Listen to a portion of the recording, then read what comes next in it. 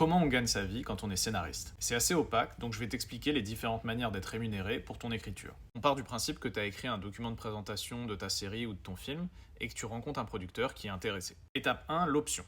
Tu vas signer un contrat d'option.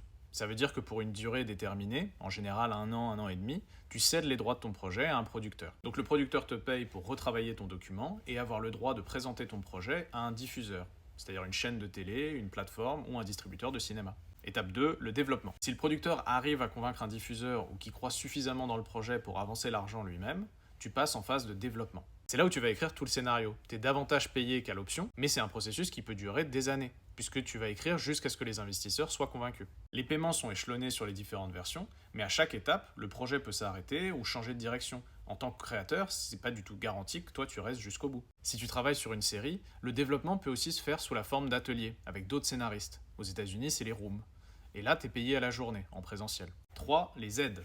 En parallèle, quel que soit le stade de l'écriture, tu peux postuler à des aides publiques, comme celle du CNC, que ce soit un court, un long ou une série. C'est un cercle vertueux, dans le sens où si tu arrives à avoir une aide à l'écriture, tu auras plus de chances de trouver un producteur, parce que les producteurs auront eux-mêmes plus de chances d'avoir d'autres aides pour monter leur budget. 4. Les droits d'auteur. Ça y est, t'as tenu bon, ton projet sort enfin, et bien à la diffusion, tu vas toucher des droits d'auteur. T'as un pourcentage que tu vas partager avec les autres auteurs de l'œuvre, et tout passe par la SACD, qui va te rémunérer en fonction du nombre de spectateurs, de l'heure de diffusion, de la chaîne, etc. 5. Les prix en festival. Si vraiment ton projet cartonne, il peut même obtenir un prix en festival, et parfois de l'argent qui va avec. Mais ça, c'est un cas de figure idéal. La plupart du temps, les projets ne vont pas jusque-là. Et c'est pour ça que les scénaristes doivent écrire constamment, et jongler entre différents projets, notamment de la commande, car tu sais jamais si ça va aller jusqu'au bout.